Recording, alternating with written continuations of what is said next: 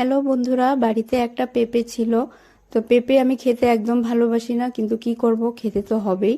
প্রথমে তাই জন্য পেঁপেটাকে টুকরো টুকরো করে কেটে নিলাম। তারপর একটা গ্রেটার দিয়ে সবগুলি পেঁপের টুকরো গ্রেট করে নিলাম।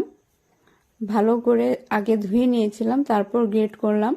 তারপর একটি কড়াইতে সর্ষের তেল গরম করে ওর মধ্যে জিরে আর তেজপাতা ফোড়ন দিয়ে টুকরো করে কেটে রাখা আলু আর কাঁচা লঙ্কা সামান্য নুন দিয়ে ভেজে নিয়েছি। তারপর একটু ভাজা ভাজা হয়ে গেলে ওর মধ্যে দিয়ে দিয়েছি গ্রেট করে রাখা সমস্ত পেঁপেগুলি। তারপর দিয়ে দিয়েছি স্বাদ মতো নুন, হলুদ গুঁড়ো, জিরে গুঁড়ো আর সামান্য লাল লঙ্কা গুঁড়ো। তারপর এগুলি ভেজে নিলাম। তারপর রান্না হয়েই গেল। তারপর ওর মধ্যে দিয়ে দিয়েছি নামানোর আগে ঘি আর একটু গরম মশলা।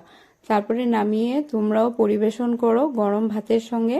খুবই ভালো লাগবে, একবার বাড়িতে অবশ্যই ট্রাই করবে।